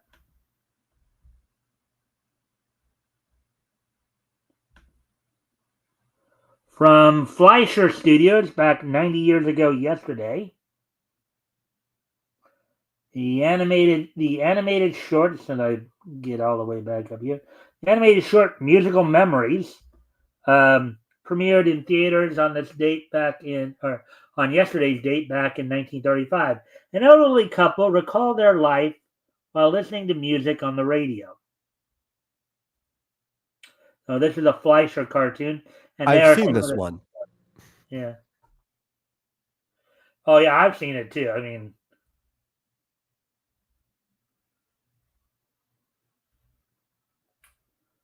yeah. So on yesterday's date, 90 years ago, the Fleischer Studios animated short Musical Memories premiered in theaters on yesterday's date 90 years ago.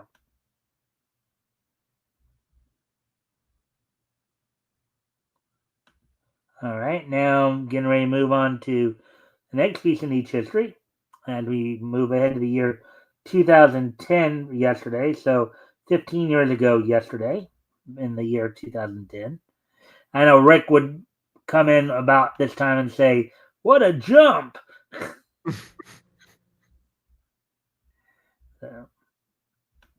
So on yesterday's date, 15 years ago, WWE held its Monday Night Raw event from the Manchester Evening News Arena in Manchester, England. The main event saw the nexus of Heath Slater, Husky Harris, who would go on to become Bray Wyatt, Justin Gabriel, Michael McGillicuddy, the son of Kurt Hennig, and Wade Barrett, defeat Daniel Bryan, Mark Henry, R-Truth, Randy Orton, The Miz with Alex Riley in a 10-man tag match with John Cena serving as a special guest referee. Sheamus defeated Santino Marella via DQ. Let's see. The Usos, Jay and Jimmy Uso, would defeat the Hart Dynasty of David Hart Smith and Tyson Kidd with Natalya in their corner. Eve Torres and the Bella Twins would defeat Alicia Fox, Maurice, and Tamina. And that would be all aside from the dark matches. So 15 years ago yesterday, WWE held its Monday Night Raw from Manchester, England. So now, moving on to the last piece of Niche history, if we go back to the year 2005, on this date, 20 years ago, on this date, 20, see, hit the wrong thing there. On this date, 20 years ago, in the year 2005, in the year 2005, 20 years ago today, the 15th issue of Batman Strikes, the DC comic based on, I believe it was the Batman animated series. Not the one in the 90s, but the one that came out around the late 2000s there. You can probably tell just by the art there. Yeah. That was a pretty good show, too. Yeah. Sold for $2.25. It's 44 pages. You had the two stories of Batman and Heroescape. The Batman story, The Lost Ones, written by Matthew K. Manning, with art by Wes Craig, lettering done by Travis Lanham and Eric Hector doing the coloring. And then Heroescape, The Will of Kimushi, as written by Ty Templeton, penciled by Billy Dallas Patton, Jay Lesiston did the inking, Patrick Brosseau doing the lettering, and Wildstorm Effects doing the coloring. Alrighty then. So with that being said, and before we do finally head out here, of course, Metal, if you can stick around for a couple minutes after the show for post-show, that'd be appreciated. Also,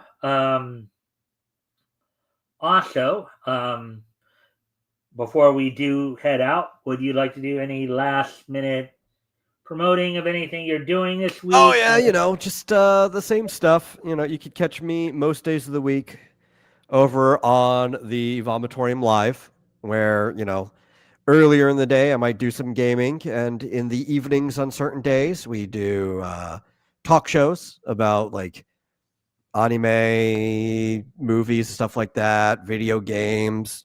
Sometimes comics come up if there's something interesting going on, but we do that. And if you'd like to read the stuff I personally make, you can find almost everything I do over at xdynamischaos.com. My personal website, it's got my webcomics, web novels, articles about the universe and stuff. It's a fun place that you can get lost in. Anything more there, Matt? Nope, that's about it. That's how the show goes. All right. Well, with that being said, I thank everybody for being here tonight. I hope you all enjoyed the show. Of course, we'll be back here. Tomorrow with more Niche news. Of course, next week we'll be continuing our trip down Comics History Lane and from continuing our look through comics that went on sale in July of 1940.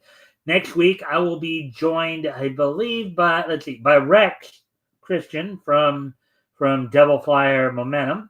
So he'll be joining me. So hopefully I'll see everybody back here tomorrow and every night. So with that, I thank you all, and we will see you back here tomorrow. Bye.